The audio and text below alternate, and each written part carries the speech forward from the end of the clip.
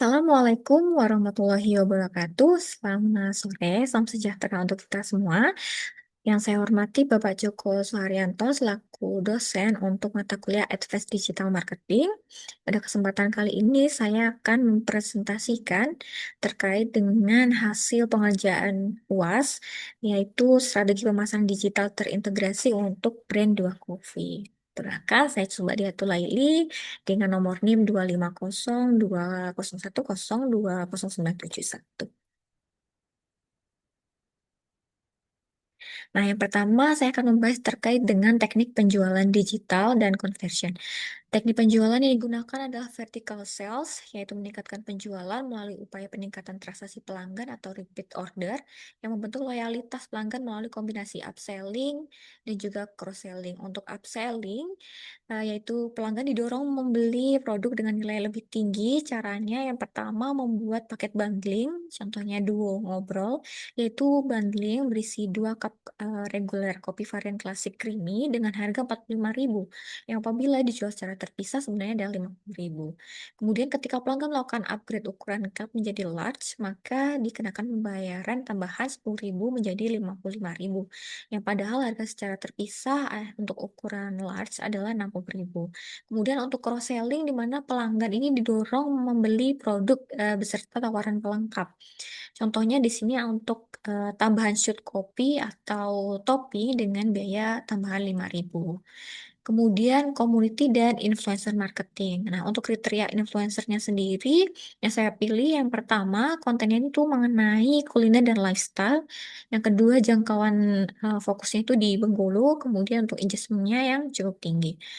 Nah, untuk influencer yang dipilih yaitu untuk akun @sana kuliner. Nah, alasannya kenapa? Yang pertama, untuk kontennya itu relevan. Target audiensnya adalah para pecinta kuliner dan minuman serta anak muda di Bengkulu. Nah, untuk engagement-nya itu cukup tinggi dengan konten yang ditonton oleh ratusan ribu bahkan jutaan orang. Komentar aktif dan like yang cukup banyak. Kemudian yang ketiga, followersnya itu sudah mencapai kurang lebih 100.000 orang. Nah, untuk yang selanjutnya, ide brand activation yang saya tawarkan yaitu melalui adanya campaign yang berjudul Double Happiness Improve Your Mental Health. Nah, kampanye yang dilakukan ini untuk memperkenalkan produk, terutama signature drink unik yang menunjukkan kekhasan lokal, yang dapat berupa perpaduan kopi robusta dengan jeruk kalamansi khas Bengkulu, melalui challenge Instagram Story yang menggunakan filter Instagram khusus dengan perintah yaitu take your dose person. Nah, untuk pemenang dipilih setiap minggu guna untuk mendapatkan promo khusus 1 minuman gratis. Nah, untuk yang selanjutnya terkait dengan paid ads ya. Ads yang digunakan adalah Facebook Ads.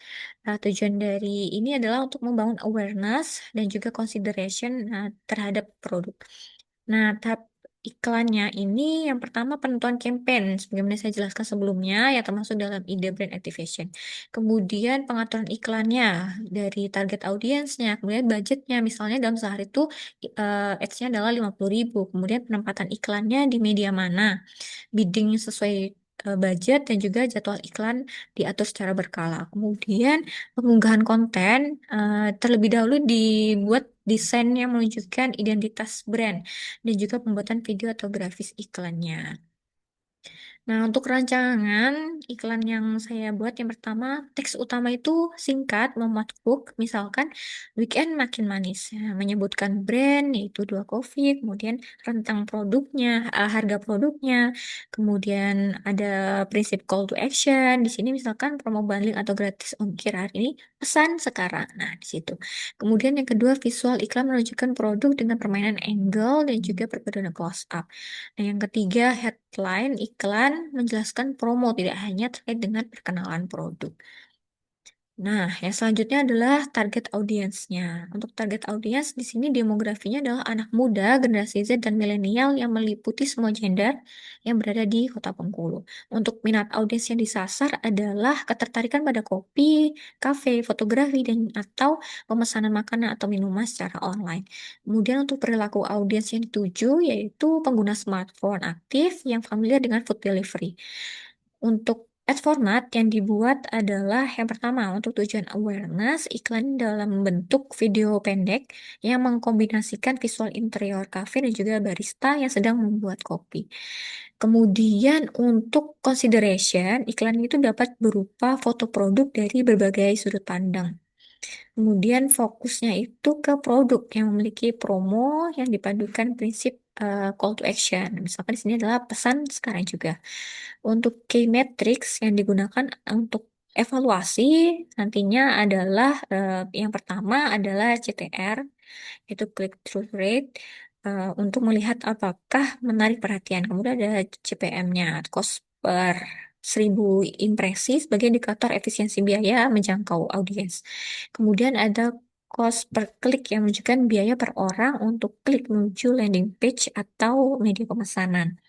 Ada juga cost per result atau per klik. Call to action menampakkan efisiensi terhadap tujuan bukan hanya terkait dengan engagement. Kemudian ada return on ad spend yang mana returnnya itu diupayakan melebihi dari biaya atau spend. Kemudian frekuensi yang konsisten. Nah, di sini adalah tampilan dari website ya, yang mana ini membahas terkait website atau landing page optimization. Seperti itu. Untuk penjelasannya, nah untuk website di bawah menunjukkan elemen penting sebagai berikut. Yang pertama, hero section bagian atas yang berupa logo dan tagline yang membangun identitas emosional, tidak hanya transaksional. Yang kedua, social proof, yaitu rating 4,9 dari 94 ulasan merupakan elemen konversi calon konsumen baru yang memerlukan validasi pihak ketiga. Selanjutnya, menu favorit menunjukkan bahwa brand ini memiliki menu andalan atau bahkan signature trick yang dapat menarik calon konsumen. Yang keempat, ada info lokasi dan juga jam buka, bagian dari layanan informatif bagi peminat yang ingin berkunjung secara langsung. Kemudian yang terakhir adalah adanya call to action atau CTA berupa tombol order now untuk konversi penjualan, dan juga ada menu kontak yang mengarahkan ke akun media sosial Dua Coffee, yang mana ini bertujuan untuk membangun loyalitas jangka panjang.